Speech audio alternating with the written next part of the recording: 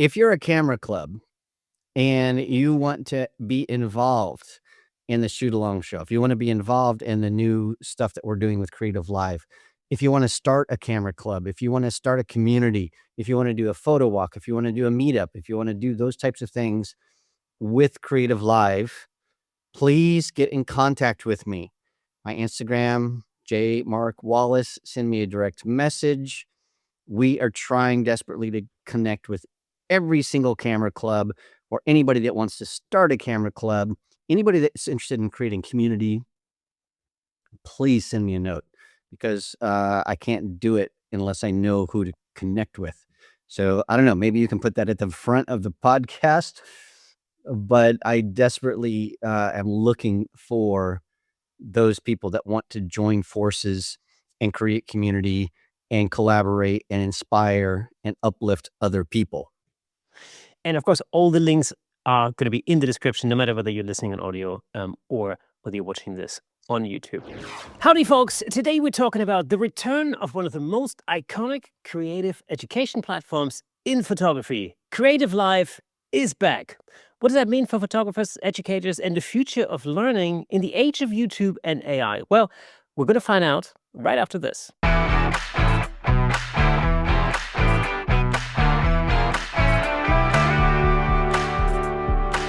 Welcome to Camera Shake, where we bring you the insider scoop on all things photography and videography, giving you a unique opportunity to stay ahead of the curve. We've spent literally hundreds of hours interviewing some of the most renowned photographers, educators, and creators of our time, giving you access to knowledge and expertise that's not available anywhere else.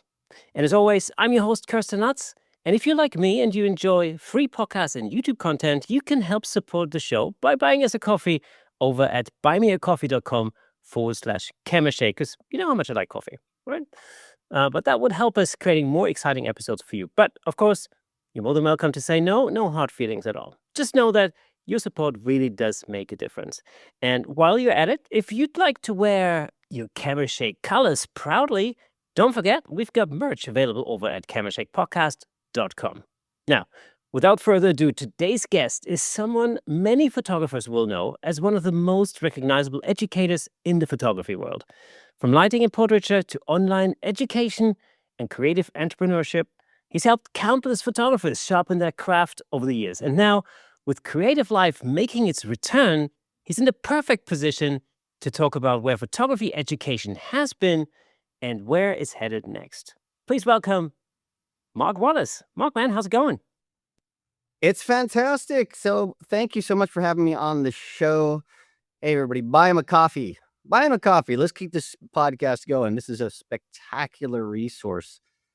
Speaking of coffee, I have got about 4 hours of sleep under my belt. So if I'm a little crazy today, it's because I'm just struggling to stay awake and get going. And it's just past 9 a.m. here. Oh, well, perfect. Well, you got coffee? Well, you know, I've gotten the strong coffee. It's like black coffee with nails. Now, CreativeLive is back. Let's start with the obvious question. CreativeLive is back. It's a spectacular, bottom of the ninth inning home run to bring back the brand, the legend, this library of just amazing schooling and education and community that we all thought was going to just vanish forever.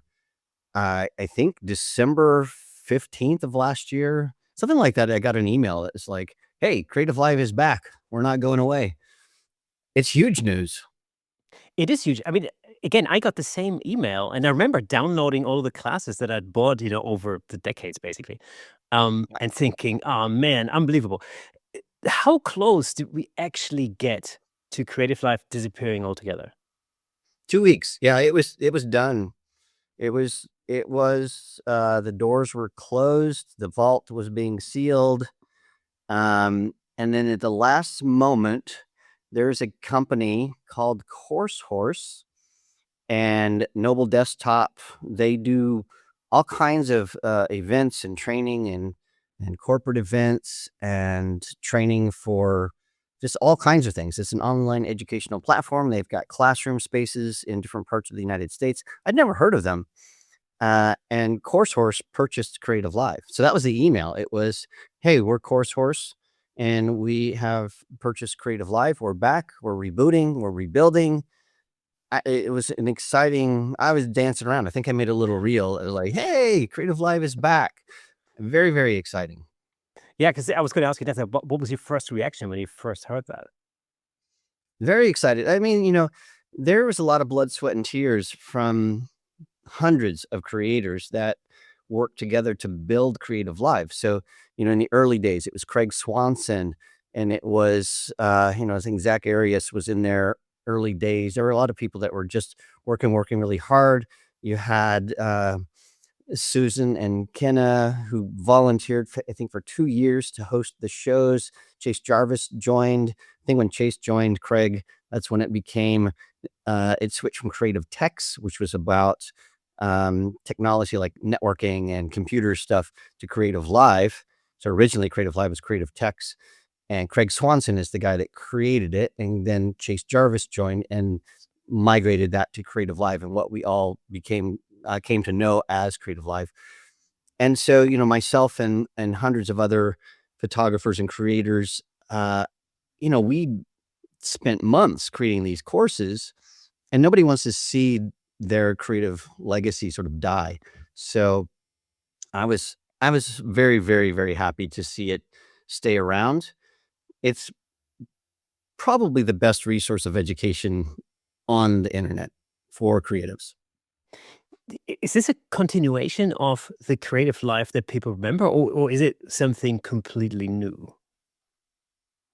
It is a little of both. So I guess we should back up and talk about why I'm talking about Creative Live, because, uh, the you and I know why we're talking about Creative Live and why I am specifically talking about it. But the connection I have now with Creative Live is the new owners. So Jesse Rotham is the person that was in charge of Creative Live in the early days, so January of this year. So it's only been a couple months.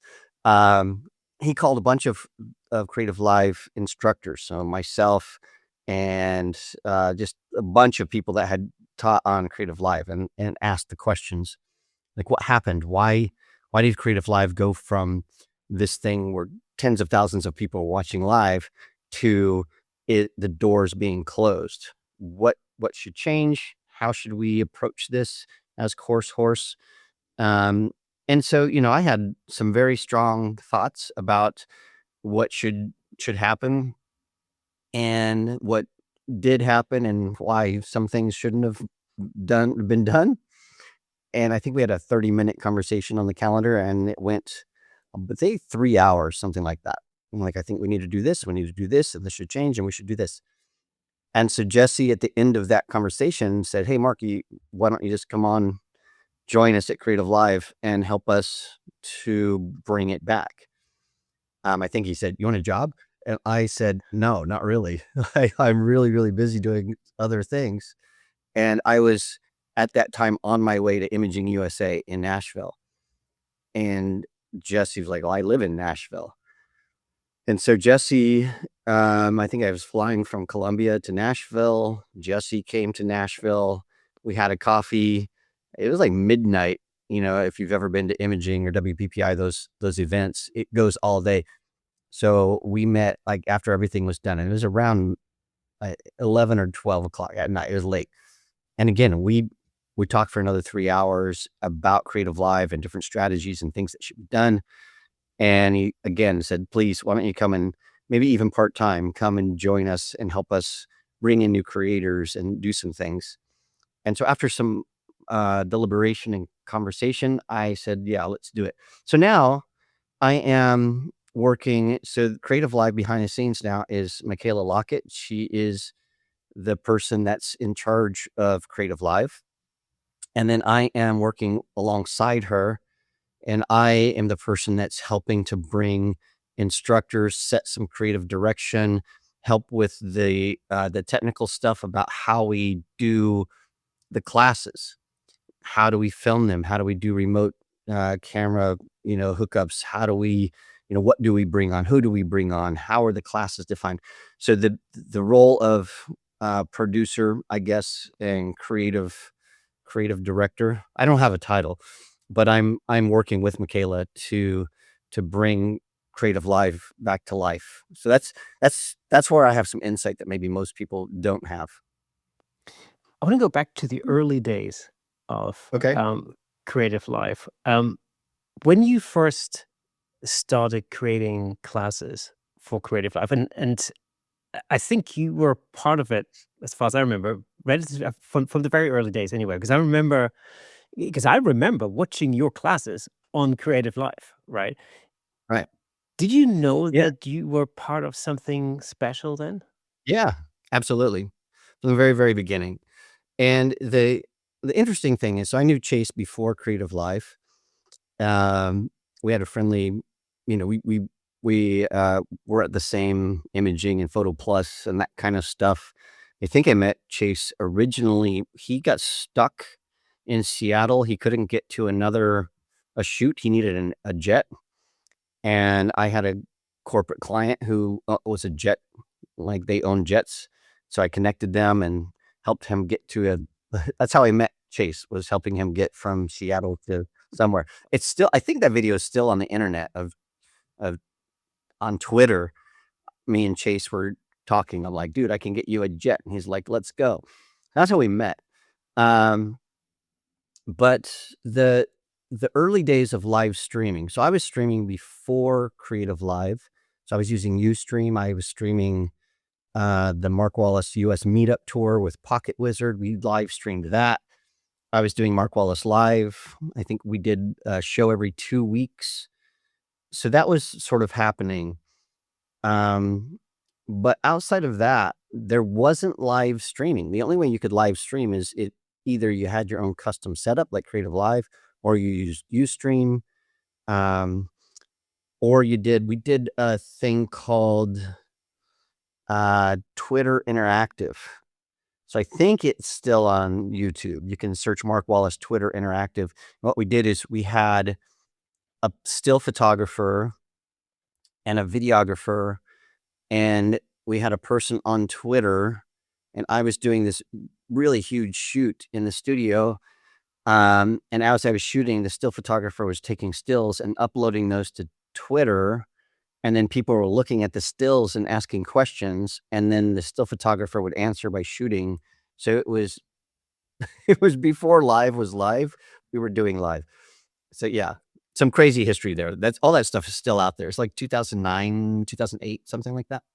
Yeah. So, I mean, around that time, 2009, 2010, um, what made Creative Life feel so special compared to whatever else was out there at the time? It was the first mainstream live streaming platform for creatives. And so there wasn't YouTube streaming, there was no Twitch, there was no Facebook Live, there was none of that existed. And so the thing with Creative Live was when a class happened, there was a live audience. There were uh, one or two chat hosts. There were thousands of people online watching in real time, communicating with each other in in the chat. Um, People would spend weekends hopping online, seeing who was the next person, talking to each other. It felt a lot like that very comfortable feeling of to going to church or going to your community event, some kind of thing where everybody would get together, all your friends were there, and it was really special. And so not only was it live, it was free to the world. Anybody could watch while it was live. The so Creative Live showed up at all the events.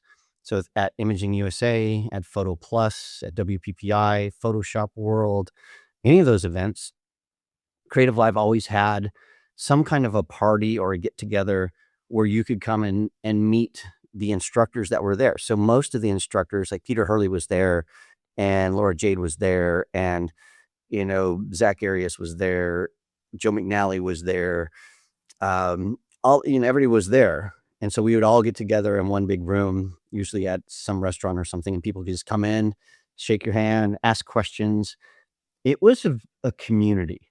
So that was a thing that drove Creative Live with photo walks, meetups. There was all kinds of things. People would watch in groups. They would get together with their photo clubs and watch on big screens. It was an event. It was like going to something special.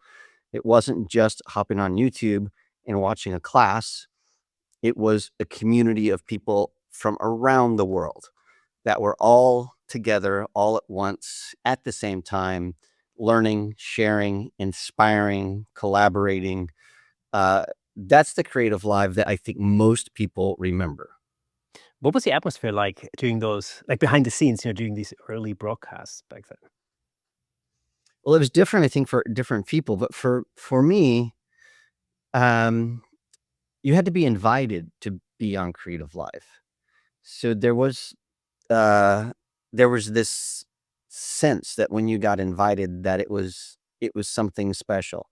So I know that for the f the classes I did originally, so originally you used to fly to Seattle. There was a studio there, that's where the live audience was. They had a crew of 15 or 20 people, makeup artists, craft services, green rooms, the whole works.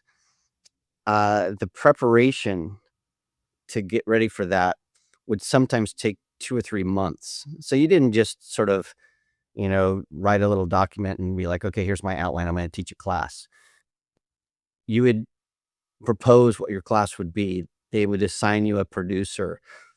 Then there was this process of taking that class content, breaking it down into 15-minute chunks and chapters, and how is this gonna be edited for the class when it eventually becomes an on-demand class where you can buy that. There were tweaks, there were suggestions, there were rehearsals, there was wardrobe decisions, there were like, it was a lot of stuff. You had to, what am I gonna wear? It was it was not like just hopping on and making a reel, for sure. And so when you arrived at Creative Live, there was a car that picked you up from the airport and then took you to the hotel. There was a pre-production meeting. It was, getting ready for the Super Bowl. It was a big, big event. And then the teaching, it was generally on camera about 8 hours per day, but in the studio, some of those days could be 12 hours, sometimes longer. So you were there at the crack of dawn, rehearsing, tweaking, talking to camera operators, blocking where things were gonna go, talking to the live audience, talking to the live hosts, getting online early to talk to people that were in the chat room. It was all consuming. And then once you left, then the next day, there was another person that had just gone through that same process who arrived. And so it was just this ongoing, you know, week after week, weekend after weekend, day after day, Super Bowl after Super Bowl of spectacular content. So that, yeah, it was generally you would do maybe one creative live in a year, maybe two, because it was, you were expected to bring your very, very, very best. Were there particular educators where, like, in the beginning you thought, like, "Whoa, I can't believe they're attracting some serious talent here"? Um, I was never in that, because it was such, uh, like a prestige, such a luxurious brand, I guess, that you just expected that the big names were gonna show up. So it was no surprise that, Lindsay Adler was there and Sue Bryce was there and, Zach Arias was there and Chase was doing his things. Um, anybody that was like anyone who was an educator was on Creative Live. That's still sort of the case now. The people that are educating are on Creative Live.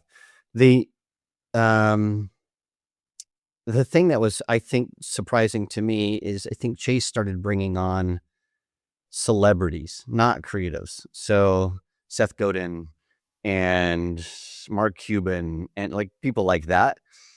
That to me was the surprise. 'Cause I'm like, oh, okay. It felt a little bit like, oh, this is veering into Oprah territory. So that was the side of Creative Live that I didn't really participate in. Um, yeah. So yeah, that I think that was the surprise in the early days. Those things were happening. Now, moving on a few years, of course, we're talking the beginnings in about 2009, 2010, but then only a few years later, YouTube made a massive mark on the sort of online landscape. Um, did did YouTube fundamentally disrupt the creative life model? That Absolutely. Yes. So there were like the golden years of Creative Live. I think that's what people are starting to refer to them as. So that was 2010, 11, 12, 13, 14, around there, those years. So it was, you know, well-known photographers and creators, studios in Seattle and San Francisco, and all these events, things were happening. Lots of investment in Creative Live. Investors were pouring millions of dollars into Creative Live, millions. And so they were able to do these really over the top productions. It was a full broadcast TV studio, cranes and jibs and carts and large crew, that kind of stuff. And definitely in the early years, if you were an educator, so it was myself and Chase and Joe McNally and Brian Peterson and Gavin Hoey and Zach Arias, Lindsay Adler, um, the usual suspects from around 2008, 2009, Abscisse, etc. Peter Hurley, those guys. But that was it. There were maybe 20 of us.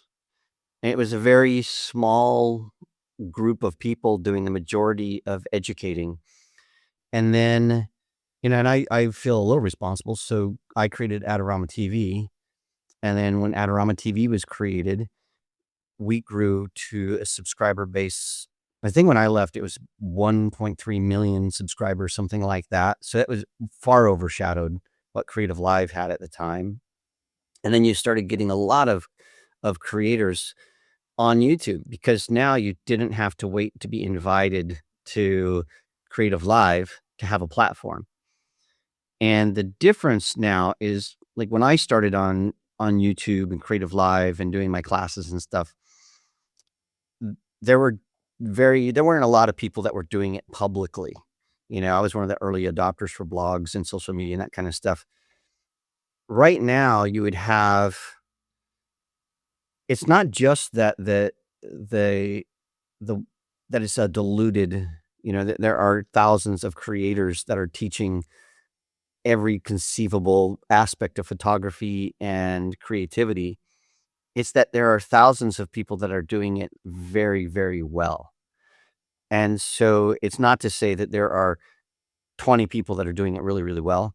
And then there are thousands of people that are just trying to be one of the 20. That is just not the case. There are thousands and thousands of creators that are creating content that are as good as what we were creating in the early days of Creative Live, but they're doing it with their own cameras at home, with their own crews, and because they don't need a platform like Creative Live to reach millions of people. They can just go to YouTube and Twitch and X and whatever. It's just become a totally different world. And so that's been a radical change in the last, 8 years or so. Hey, let me just jump in real quick to tell you about the amazing sponsor of this episode, Platypod. Platypod offers innovative camera support systems designed to unleash your creativity. With their stable, versatile, and portable solutions, you can capture stunning shots like never before. And I'm not just saying that. As the host of the Camera Shake podcast, I can personally vouch for Platypod's incredible products. They've become an integral part of the show. In fact, I'm surrounded by various Platypod products holding up lights, cameras, microphones, and so on. It's really helped to transform the way I make the show and the way I shoot at home, in the studio, and on location. But don't just take my word for it. Explore Platypod's website at www.platypod.com to discover their range of products, including the Platypod Extreme, Platypod tripod heads, and the brand new handle, of course. Make sure to follow Platypod on Instagram and Facebook at Platypod Tripods for exclusive updates, tips, and giveaways. By choosing Platypod, you're not only investing in your photography, but you're also supporting the Camera Shake Photography Podcast. Thanks again to Platypod, our amazing sponsor. Platypod, where innovation never sleeps. The models, the basic model, fundamental underlying models of CreativeLive and YouTube, for instance, are completely radically different. Do you think that photographers stopped wanting that deep learning, the structured learning path approach, or was it more like the industry simply, in a sense, trained people to expect everything for free? A little of both. Um, the way people learn has changed I'm a little older, so, um, there are definitely now when you're looking to learn something like, let's say that you're in Photoshop and you need to understand you're just trying to knock out a background. That's what you're trying to do. In the old days, you would take a class on Photoshop and learn, over 2 days how Photoshop works and layers and masks and, like, the whole thing. That is not the case now. Now you just go to ChatGPT and say, "How do I remove the background?" And it says, "Here are the 5 steps," and then there's a clip of a YouTube video that you watch, and it's 30 seconds. You're like, "Okay, that's how I do it," and you go do it. And so the days of people learning start to finish a technology, people still do that, but the vast majority of people just say, "Just tell me how to do the thing I wanna do. That's all I wanna know. I just wanna know how to remove the background. That's it. I don't wanna know Photoshop. I don't wanna know any of that stuff. Just how do I get rid of this background? Period." So has the rise of short form content it just changed the way that photographers learn, Yeah. for better or for worse? For worse. Absolutely for worse, I think. It's my opinion. A lot of people know what to do, but they don't know why they are doing it.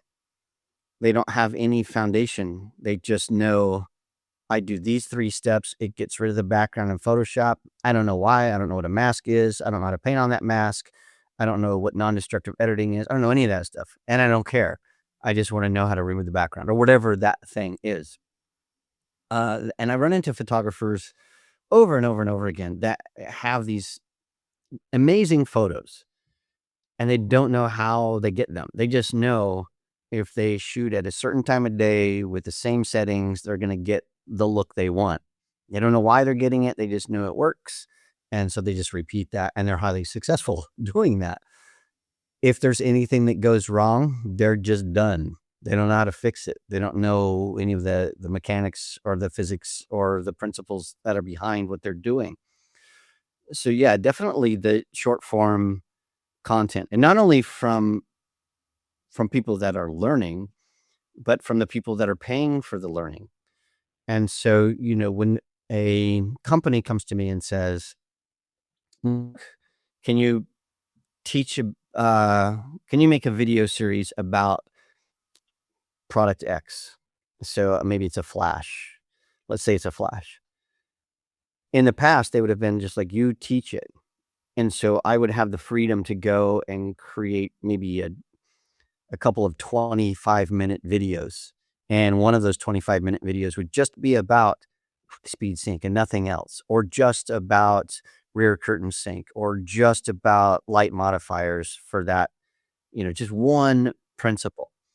Now those same companies are coming to me and saying, "Hey, we want you to create 12 shorts. They gotta be 90 seconds to 2 minutes max, vertical format, and you just have to say, 'Do this.'" That's it. Um, which, is not really my thing. I wanna be able to actually explain what's happening, but to be paid nowadays, it's like you just have to do those things. Like, "Okay, today I'm gonna show you how you can make a great shot on location. Put this on, set it to this, take this photo, here's the result." That's it. So, yeah, it's definitely changed. So there is still a need and there's still a desire for long form education. And the education that I have always, I went to school to learn how to teach. I was assistant to the dean of education at Grand Canyon University for about a year. I worked with student teachers. I learned how to build lesson plans. I went to ASU, Arizona State, and Sanford University, and a bunch of places to learn how to teach. And um, teaching is a skill. And right now, we have a lot of photographers and creatives that are fantastic creators, but they are not teachers. They're not the same skills. And so you have these people that are like, "Oh, I've got 1,000,000 followers. I'm going to teach a class." And I'm like, "Well, do you know how to teach?" I mean, what if a teacher was like, "Oh, I've been teaching for 20 years. I'm going to become a photographer." You'd be like, "Well, you should maybe learn how to be a photographer." We don't think of it the other way. We don't think like a chef could just become a photographer because he can cook. Because you can cook doesn't mean you can become a photographer. And because you're a great photographer doesn't mean you can teach. So the the educator in me is always like, let me help you learn how to teach. Also, learning is a skill. Anyway, I'm getting off topic, but yes, it's changed definitely. But you're absolutely right. I mean, it's just one of these things, when you watch, TV shows like, I don't know, what's that cooking show called? I can't, because I don't watch I really don't watch TV, so I don't really know. But it's like a I cooking got show where nothing on contestants, cooking show. yeah, I mean, it's basically, contestants, cook these elaborate things. It's one thing being a great chef in your own home, but then running a restaurant is a completely different kettle of fish. That's a totally different Totally. thing that Yeah. requires many more skills. Um, I mean, the other thing I always think about, I remember, I mean, I'm old enough to remember when there was a time before YouTube and, or the internet actually for that matter, when if you wanted to get hold of education in any way, shape, or form, you would normally purchase it, you know, outside of school and university, although, you Sure. technically purchase your university education as well. But, you would go and join a workshop, or back in the early days, you could buy VHS videotape courses or something. Do you remember those days? Like, Sure. back in the day. But in this day and age, when everything seems to be at your fingertips via YouTube and similar platforms for free, why should a photographer pay for education when things like YouTube exist? Well, I think the great thing about YouTube is it does make education available to everyone. There's really no excuse to not have some education from any topic, science, math, literature, etc. Because now we have this great university at our fingertips that just did not exist, and at any other time in history have we had so much information. The reason that you would pay is if you're a self-guided learner, you don't know what you don't know. And so what happens is you start having these gaps in your education, and you can start to form misconceptions about how things work or what things happen because you have no experienced guide. And so you can go down the wrong path pretty easily. That's the difference. And so when you have an educational platform like CreativeLive, the difference is you're not getting a 2-minute clip on how to take pictures at the park. What you're getting is, let's start at the beginning. Let's understand the principles of photography, of graphic design, of non-destructive editing, of whatever that is. And you're learning from the very start to the very end in a linear fashion. And so, there I've taught for many, many years a photography course called Digital Photography 101. It's an 8-week course, and a lot of people take that even though they have some photography experience. And what most people tell me is like, "Oh, I didn't realize I I sort of understood this and I sort of understood I didn't know the thing in between." And all these gaps show up in their understanding of photography. And they're like, "Man, I'm glad I did this because now all the dots are connected." That's the difference. You get a curated class from an experienced photographer or creator, and you go from A to Z instead of just picking out little points and hoping they they all connect.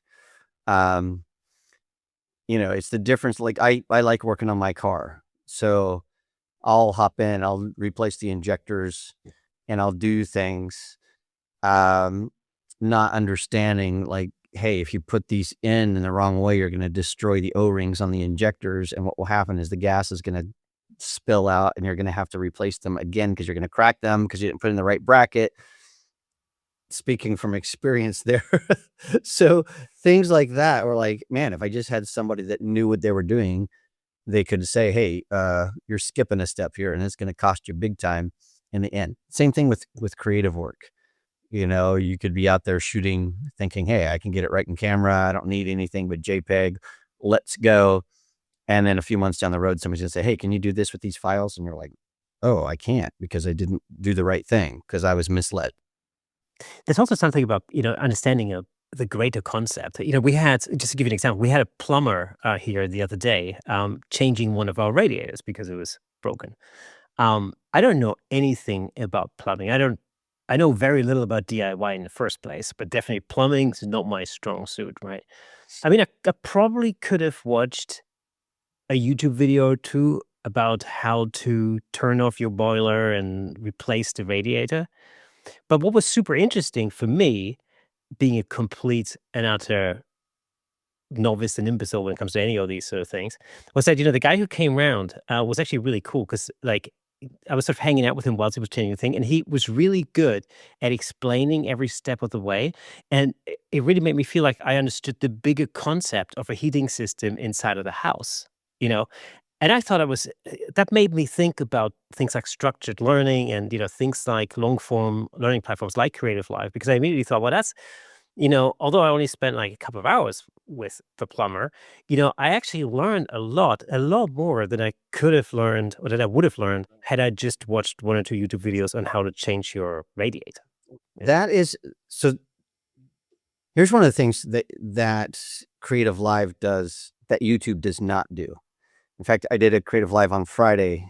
We did a class on rear curtain sync. So when you're making a video for YouTube, generally you will write a script or an outline.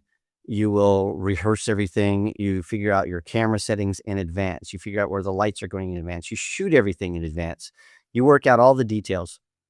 Then you shoot the videos, and you take those in, and because the content has to be so like, you gotta get to it immediately. There is no leeway to wait around. If you're not there immediately, people just go to the next thing, and so it's this really, really tightly packed, and formulaic way to teach, and what happens is problem solving is cut out of those videos. Mistakes are cut out of those videos. And so what you don't learn how to do is troubleshoot. So in Creative Live, it is not uncommon because it's live and it's long form for something to go wrong. And then the instructor has to figure out, like, oh, why is this flash not firing? Why is this happening? What's going on? And they have to work through it in real time with an audience watching, which never happens on YouTube. So, that happened to me on Friday. So I was using a flash that was a new flash to me, the Godox V100. So I've had it for a couple months, but I haven't been using it in the studio a lot, and it just stopped. Like, I couldn't get the remote to work. I'm like, "Why is this not working?" And I learned live that there's a thing you can bump and shut off you can make the flash not be a receiver, and I had done that because I hadn't had enough experience. I'm like, "Oh, now I know that. I just learned something new in front of a live audience." You would never do that on YouTube. You would just cut it all out, do the take, and, that wouldn't be in there. So on Creative Live, that's the joy. Not only do you get to see the instructors make mistakes and figure out their mistakes, but people in the chat, we had at Creative Live a couple weeks ago where one of our instructors, something was happening wonky with their computer. They were teaching, I think, InDesign, and nobody knew, like, what is happening. He didn't know. It's like, man, something is interfering. I don't know. It was because we were doing a live stream. So some of the live streaming tech was messing up his computer.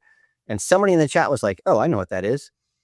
And wrote in the chat and was like, hey, you need to change this and check that. And it's this thing. And he's like, this is fantastic. So the instructor learned from a student about this thing that was so obscure that nobody had ever seen it before. So it's a highly collaborative and interactive environment that you don't get on YouTube. So on YouTube, the way that works is if you make a mistake, it's cooked into the video, and then you get a bunch of people just being really angry or mean or negative. So you get these really nasty comments and people accusing you of just being an idiot. And then you have to sort of go and be like, oh, okay, yeah, they were right. But man, the way they said it is not so, friendly. And it can just be this confrontational kind of craziness. Sometimes, you generally, depending on your channel, most of the people that watch my YouTube stuff are highly encouraging, but I still get about once a day, somebody will say something really nasty. I collect those. One day I'm going to make a t-shirt collection with my nasty comments. That's the thing, actually. I think that all the time when it comes to things like YouTube. I sometimes wonder whether people are actually learning or whether they're just almost like collecting tutorials. Over time. Yeah. It's one of these things. Yeah. Do you think Well, that? let's talk about what's happening with Creative Live now, Okay, cool. because we could talk forever about the past. Who cares? The past is the past. All right. So What's the saying? Don't trip on what's behind you. Let's talk about the future. perfect. So what is generally different about Creative Life this time around then? Well, when we think about Creative Live now, you could think of it as a rebirth. And there is not the millions of dollars pouring into Creative Live that we had in the past. There's no studio in Seattle. There's no studio in San Francisco. There's no studio in New York City. All of that stuff. When Creative Live was sold to Fiverr, Fiverr stopped all of the live shows.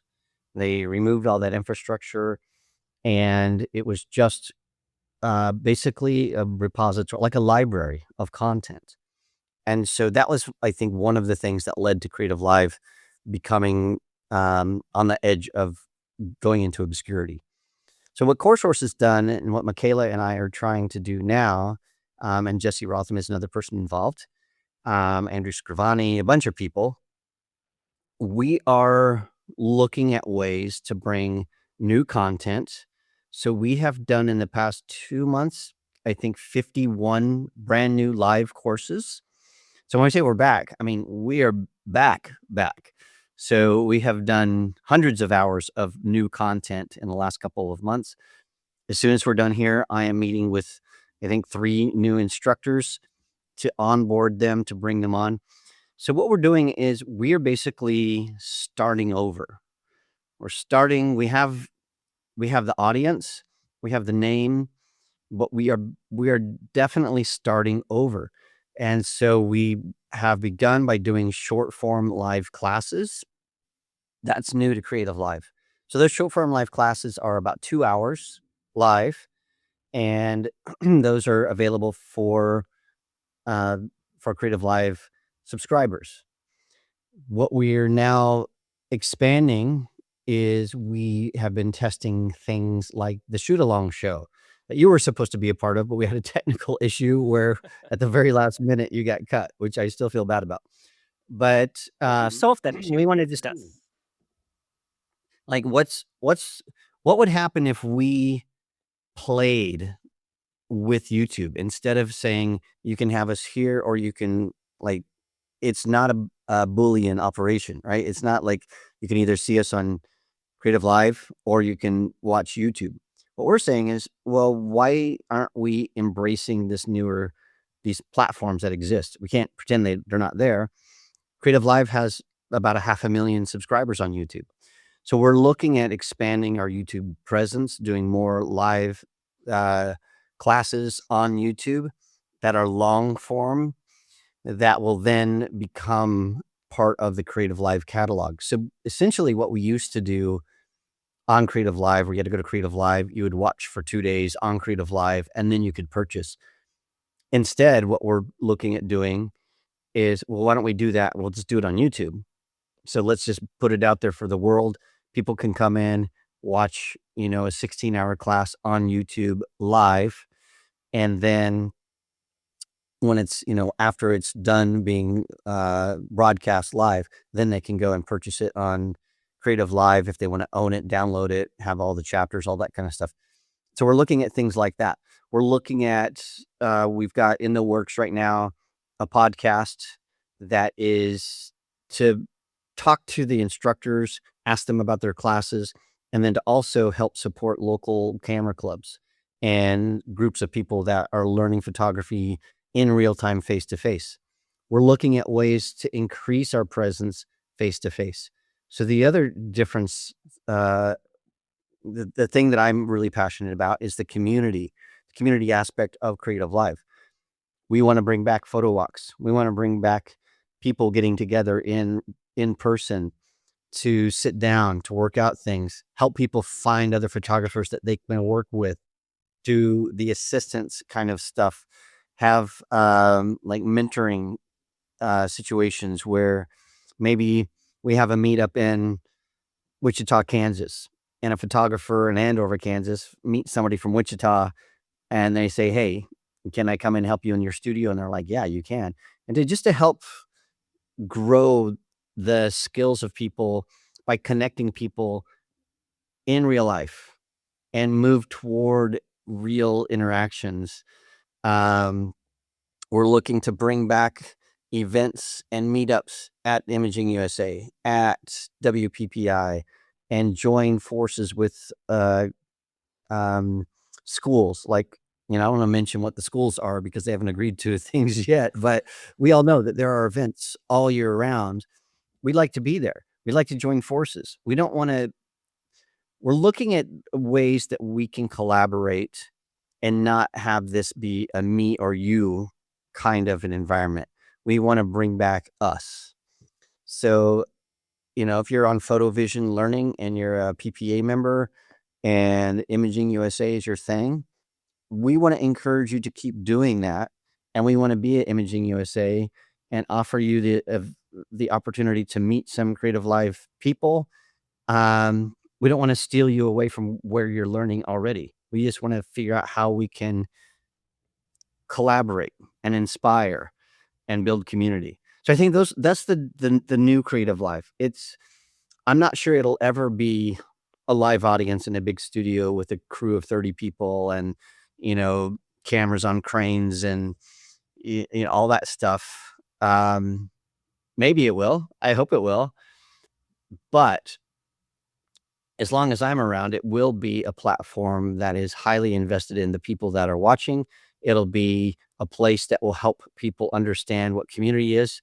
It'll be a place that you can get content that is not available anywhere else because of the depth of the learning and the teaching.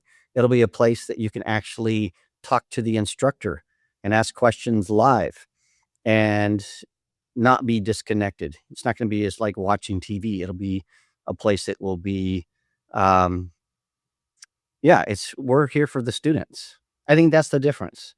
Creative Live is a place where you can participate in a class as an active participant, make suggestions, ask questions, and do all of that live in real time. And I think that might actually just be why now is the right time for Creative Life to return. Because, if you compare 2010 to 2026, the technology that we now have at our fingertips to make these things happen, to create elaborate live streams on YouTube, to connect to each other like we do, where you're literally inside of my computer, Yeah. controlling my ATEM, you know, um, we have a technology at our fingertips now that enables us to bring people together in a way that was never possible on that scale, 16 years ago, where maybe back then you needed a big studio and you needed all of that to Right. get halfway where we can get now. And because so much learning has happened in this impersonable way, through YouTube and online platforms and so on. Maybe that is why Creative Life has this unique ability now to bring people together, and as you mentioned, do photo walks, create collaborations, We're meetups and so doing on. we're doing some things that are really interesting right now behind the scenes. So I have a background in writing software. So I worked at Intel for 10 years. In addition to Not many all the people know that. not too many people know that, but I'm well versed in C sharp. Were you one of the blue men? Was No, I did have a blue badge at Intel. uh, But so you and I know I've been working on some new technology that is really exciting. So doing things like um, we're we're about a week away from having the technology to unite people from all over the world and do live streams and remote broadcasts so that we can do things like a shoot along show. And if you haven't seen the shoot along show, go watch it. It's on YouTube, where we can say, all right, today we're going to be doing this exercise, something really fun. And joining us live right now is Cape Town, South Africa's photo club. And also we have the camera uh, group from Seattle. They're joining us live. Ab Cisse is going to be joining us from his studio live. Also from London, Kirsten Lutz, and then I'm in Phoenix, Arizona. And live have these events where we're teaching in Phoenix and somebody's watching in South Africa or Kansas or Alaska or wherever, Argentina, and they're also doing things, and we're gonna like, all right, let's check in and see what's going on in Buenos Aires. And we go and look, and they're live on our platform. And so that technology exists now in a very affordable way. So we had to work out like how do we get the remote cameras and all that stuff. We've got it mostly worked out, and I'm excited for that. What we're gonna be able to do with that is take those principles and values that we've been talking about, supporting local camera clubs, supporting community. And so what we could do with that is say, hey, we want to make sure that camera clubs have some free content. We want to make sure that we're supporting you with some exercises. And once a month, you might be one of the featured camera clubs as we are going live and doing the shoot along show. The shoot along show was invented from the ground up to be something that supports camera clubs. It could be two people that get along, they get together every weekend just to take pictures. It could be a group of 200 people that have a formal photography group. But what we want to do is we want to start helping those groups to flourish. And so we will be providing them with content and challenges in education and all that kind of stuff, but also asking them to come join and be a part of our live shows. So, there's I can't wait till we actually do that. We're getting close. I have compiled, I think I'm approaching 5,000 camera club on my spreadsheet. So we're going to start reaching out and being like, "Hey, how can we help you? How can we make your in-person experience better?" And we really are targeting places like Missoula, Montana, and Andover, Kansas, and Hot Coffee, Mississippi, and Redding, California, and the small places around the United States and the world that aren't New York City, that aren't Chicago, that aren't Phoenix, that aren't Seattle, that don't have these large groups of 50 to 100 people that might just have two or three people. We want you to have the same resources as you would have if you were in Manhattan or in downtown Phoenix or in London. So that's my personal goal. That's what I'm working on in addition to all of the content. We have stuff going on. Peter John, one of our instructors, he's going to Australia to do this crazy concert series, and he's teaching some live workshops with people, and shooting concerts, videos, doing music videos, all kinds of stuff. And we're like, why can't we just do that live on Creative Live? And so we are working out how we can broadcast his live workshops at a live concert live on Creative Live. We don't know how we're doing it yet, but we're gonna do everything possible to make that happen. So things like that, where we're looking at how do we use technology? How do we connect with existing photo clubs? How do we partner with communities that exist like imaging and WPPI? And then how do we leverage YouTube?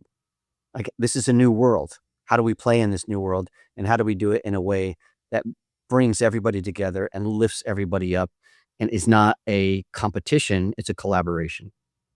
And the world is changing when it comes to education and the flow of information in general. I mean, we haven't even mentioned the big two-letter word AI yet.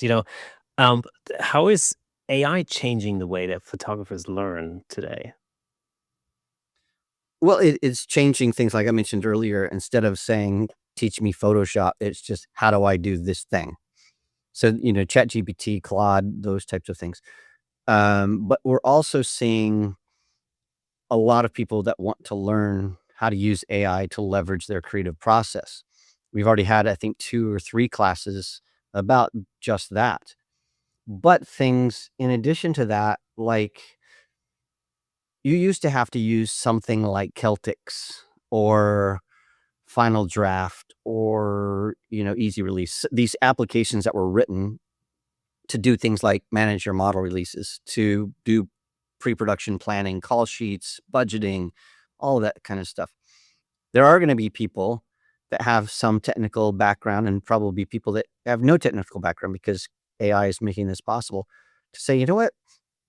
I'd like to have a system that allows me to track my models, track where my photo shoots are, do my location scouting, do my budgeting, do my CRM, um, automate my emails, handle my newsletter, all of that stuff." And they can just go to Claude Code and create their very own custom system in a day. And now they have this really robust system that is tailored to exactly the way that they work, and it's done. There are things that people are going to have to learn to do to be competitive. There is a huge rift that's happening right now of people that are absolutely opposed to AI for good reason. There's a lot of reasons that AI is a negative thing. I'm not blind to that. However, those some of those people think if we just don't use it, it's going to go away. If we protest it, it's going to go away. It's not. It's here. It's here to stay. We have to learn how to use AI in an ethical way and in a way that uh, is beneficial to all as much as possible. Um, we've always had these issues with newer technology. Look at the way that the internal combustion engine changed society. It created, the industrial revolution, but along with it came the ethics of climate change and oil spills and environmental protections and a wealth of just a ton of ethical problems. These new tools, but it comes with baggage. And I think that's true of most technologies, of most evolutionary things in society. The internet brought massive amounts of information and wealth and helped with free speech and equalized like people's voices, allowed us to create content and teach and do things, connect the world in ways that we never imagined. But it came with baggage. It allowed people to do very, very nasty things. We've got lots of illegal trade going on, lots of use of the internet in ways that are incredibly negative. It isolated people. It has mental health repercussions for teenagers and adults. It created isolationism for individuals. There's a lot of baggage. There's a lot of bad stuff that came along with the internet. I think any technology that's changed the world, you could say the same thing. The the our challenge is how do we minimize the bad and magnify the good. How do we manage that? We're still grappling with that. We're still working it out, but we have to do that. AI is not going to leave us anytime soon. I mean, in the educational landscape, I often think that, things like photography, for example, it's one of these creative arts where it's a unique blend of technical skill and creativity. You know, and I always feel that using things like ChatGPT, whatever, can teach you a lot about the technical aspects of it, like what settings do you need to use, how do you need to set up your camera, blah blah blah. But there are things that are intrinsically human, like judgment or taste, and the process of decision making when you're creating a photograph or a piece of art or whatever it is. I think that's, to me anyway, and maybe it's just because I'm old, but to me that's the element where I feel that the human involvement, the human touch is more needed than ever because it's so easy to slip down that slippery slope of just getting Sure. caught up in the technical, and then we're losing really 50% of what makes art art. Yeah, I mean, you can have ChatGPT tell you how to make a barbecue, but it can't tell you what tastes good, and it has no idea the difference between the Memphis barbecue and a Texas barbecue and barbecue from, the deep South, or what the difference between the taste of Cajun is versus Creole. It knows it by rote, like letter, but it can't taste it. It can't look at an image and understand the emotional impact of that image.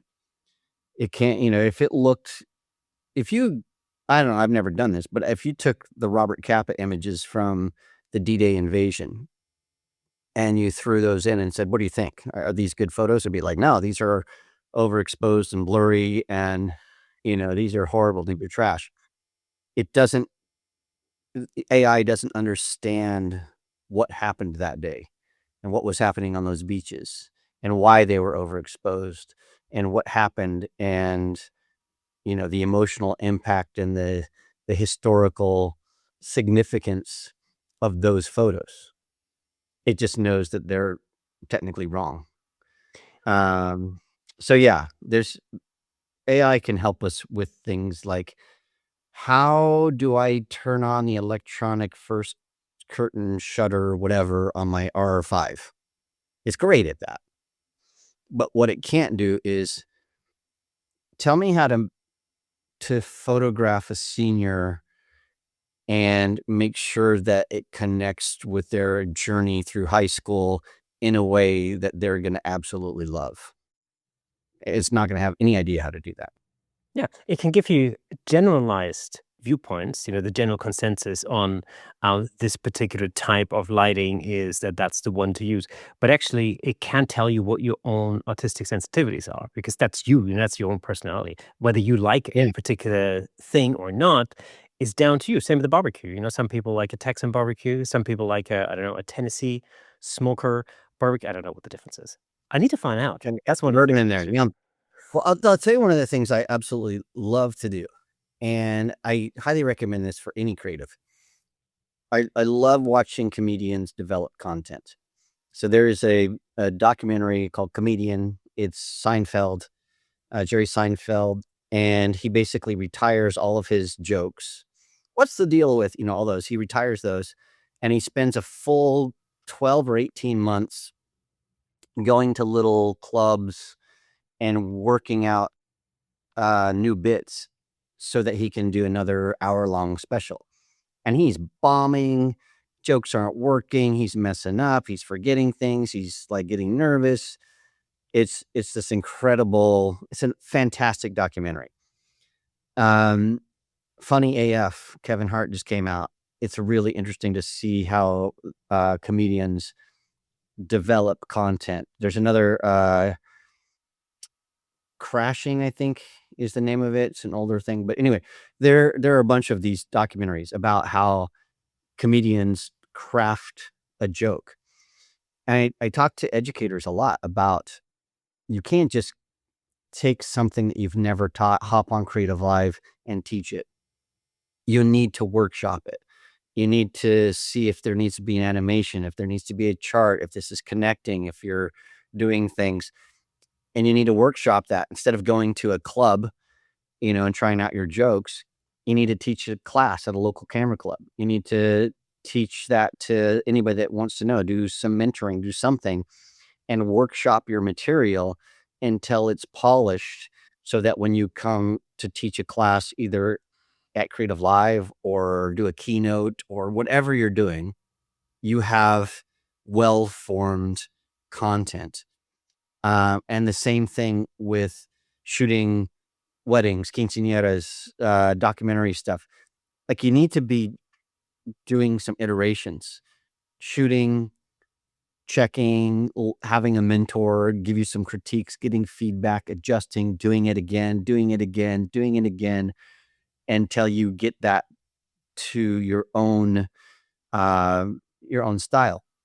The thing that I think is really interesting, connecting to what you just said, the Kevin Hart documentary on Netflix, Funny AF. The thing that they drilled into these comedians was anybody can be a polished comedian, but the people that are the best have a viewpoint. They bring something to their jokes. They bring something to their presentation that nobody else can bring because it's unique to you. And that is the same of any art. Anybody can be a painter, anybody can be a photographer, anybody can be a writer, but the greats bring themselves to their art. So what's the way that you photograph something that nobody else can? What's the perspective that you have that nobody else would have? That's the thing that AI can't do. AI can't give you a perspective. That's the thing that YouTube has a difficult time teaching, because you're just looking at somebody and saying, "Oh, I want to copy that person's thing." The joy of Creative Live is because it's long form. Some of these classes are 16, 20 hours. Some are even longer than that. You really start to understand this iterative process and how the instructor got to the place that they want to take you, so that you can go, how would I do that? How how do I bring my voice to that? And you start to think in those terms. And so, uh, yeah, long form educational content, I think, is never going to go away because it teaches in a way that short form content just can't. And we've got all these platforms, like YouTube, like Creative Life, like AI, ChatGPT, all that kind of stuff. What do you think photography education will look like in 5 years' time from now? I have no idea.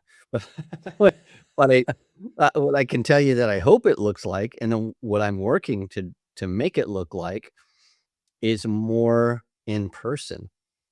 So we went from all learning happened in person. All learning was from a mentor to an assistant or an apprentice, to now it's in a classroom and you would learn in a group. And then it was, we're learning in a classroom with books. And then it became, now we can learn online by ourselves. And then it was just, now we're just getting these little bits and pieces. And I think that the ship is starting to turn back to, man, we need to be in a room together as a group so we can say, hey, what did you mean by that? Oh, wait, let me play devil's advocate. What happens when you do this? Or I disagree, and have some discourse that is meaningful in a way that's not, if I say something in a classroom, in an environment where people are in the room, and I say, um, I think that Profoto, light shapers are the best. And somebody's like, you're crazy. You can get the same thing from Godox. We can have a discussion about that. I can pick up a Godox thing and a Profoto thing, and we can work through it and show all the nuances and see things about, the shadows and highlights and all that kind of stuff. You cannot do that on YouTube. I could say that and somebody's like, you're crazy. Godox is a quarter of the price and it's the same thing. And then I would be like, no, it's not. And then you're, yes, it is. And it just, So yeah, uh, I'm trying to bring that back to a place of being in an environment where you can sit down and have a conversation. Most most of my best learning has always been face to face with somebody. In fact, you said something in one of your Creative Live classes that I was dying to be in the same room to be like, "Hey, I disagree with that, but what you're saying is right, but it's not." So you had a thing.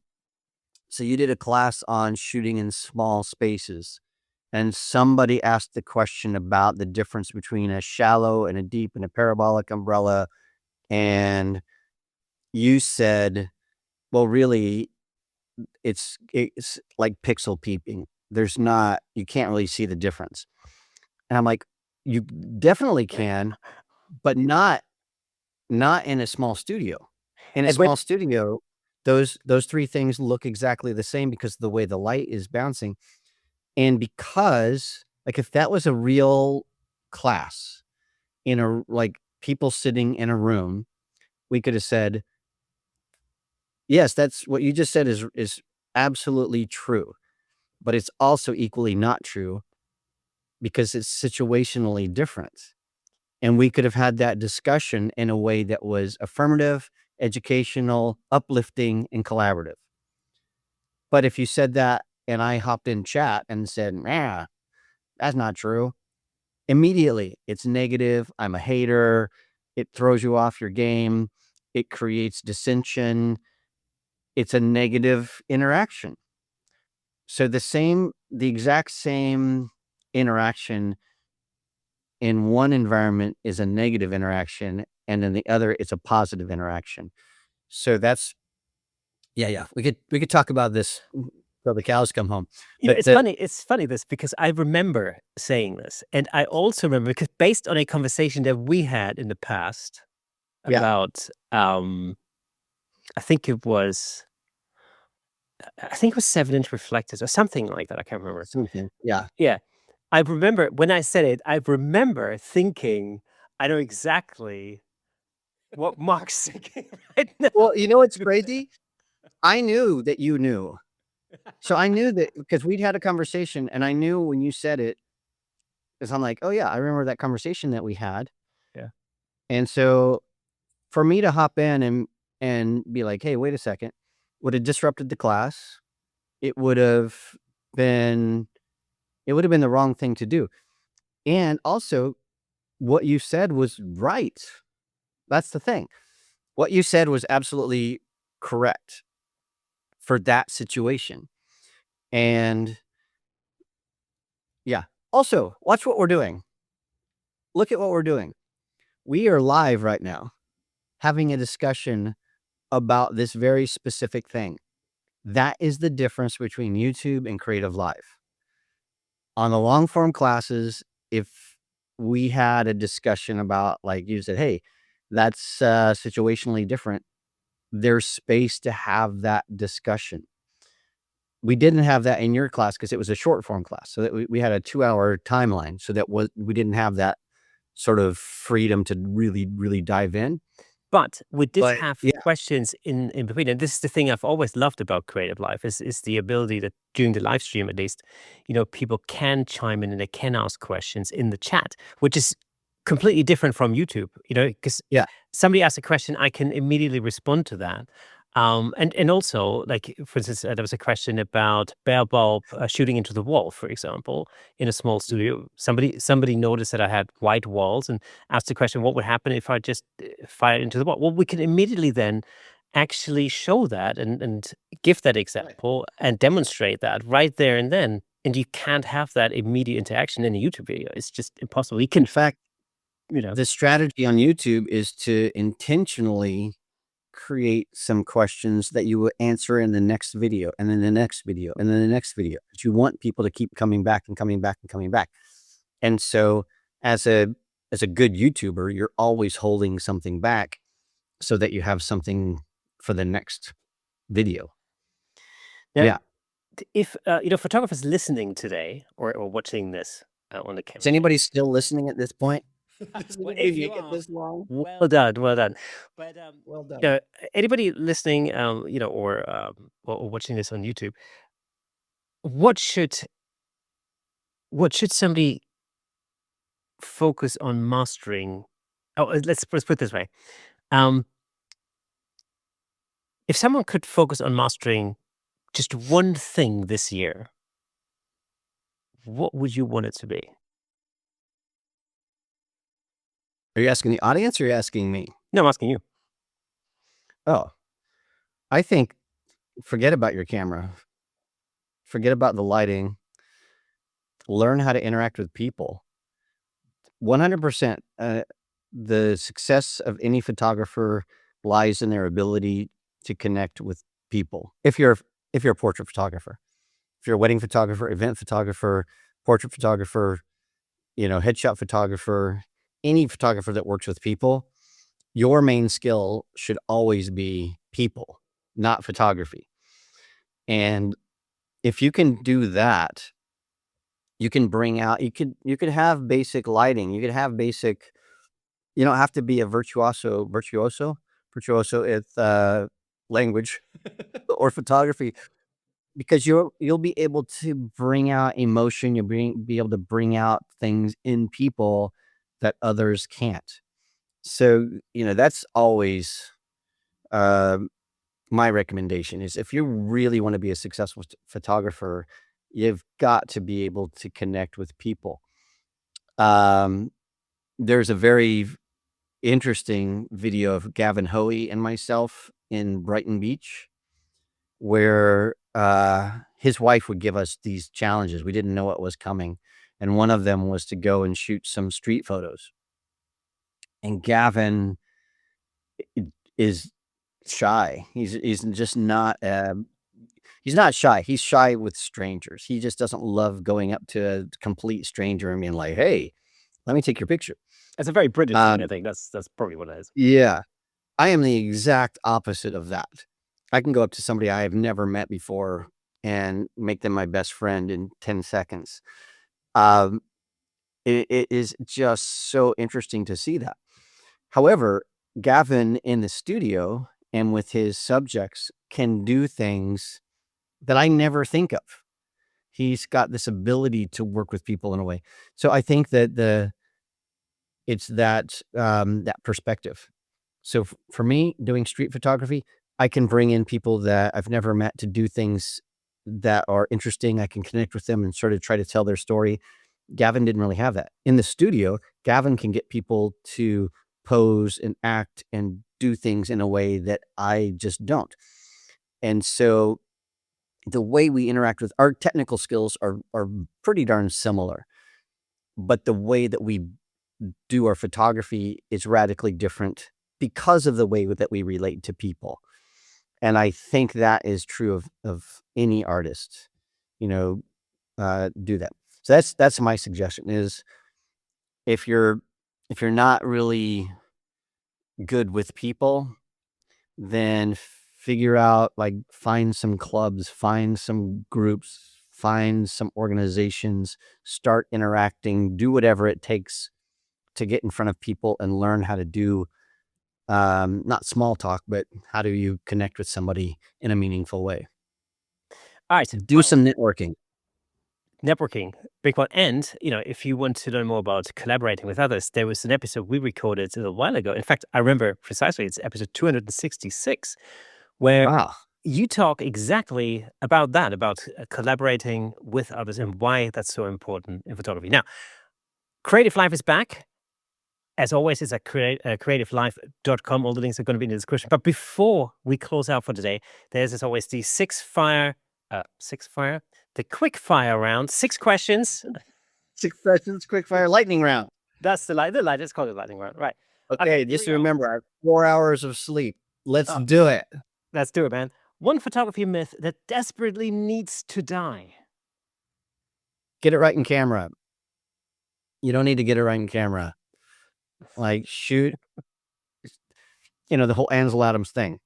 The photographer, the shot is the score. The post-production is the performance. If you could keep just one lighting modifier for the rest of your career, what would it be?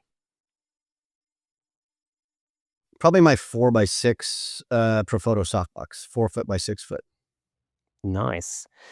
What is the most overrated camera features photographers obsess over? Oh man, probably I don't know. Probably the autofocus modes. Maybe I just don't. Yeah, most of them. Yeah, autofocus would be exactly what I would have said, actually, completely. One skill every photographer should focus on mastering this year. Actually, in fact, I've already asked you that question. Forgot that. Let's move on to the next Yeah, one. One thing people AI will never replace in photography. human connection for sure. Yeah, how are you feeling today? AI is never going to ask that, and if it does, it'll never understand the answer. All right, last question. Coffee, tea, or are you one of those people who drink neither?